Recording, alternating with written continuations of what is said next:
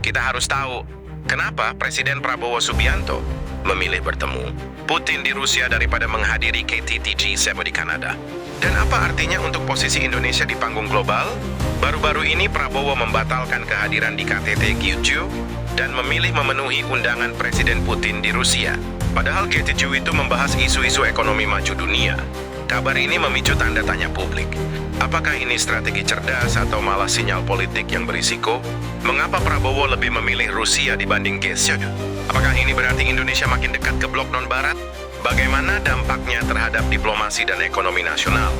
Menurut Kemlu, undangan dari Rusia datang lebih dulu, dan Prabowo sudah berkomitmen untuk menghadirinya pada tanggal 18-20 Juni setelah kunjungan ke Singapura.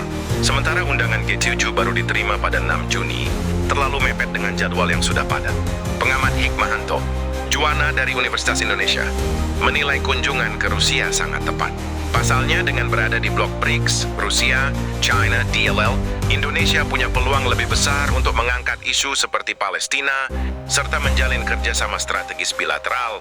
Sebenarnya di G7, Indonesia akan menjadi tamu pendengar, tidak punya pengaruh signifikan. Prabowo juga sempat menelepon Donald Trump, membahas kerjasama dan stabilitas global. Keputusan ini menunjukkan Indonesia sedang menyeimbangkan hubungan antara Barat AS, meski absen di G7 dan Rusia, serta menguatkan koneksi dengan China lewat BRICS dan SCO. Indef mengingatkan bahwa absensi di forum penting seperti G7 harus diimbangi dengan diplomasi pasca forum agar tidak mengirim sinyal negatif ke negara-negara barat. Pasalnya, sebagian besar investasi teknologi tinggi dari AS, Jepang dan Jerman masih mengalir ke Indonesia.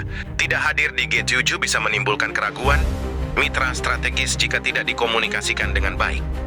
Jadi keputusan Prabowo menghadiri Rusia alih-alih G7 bisa dilihat sebagai manuver strategis.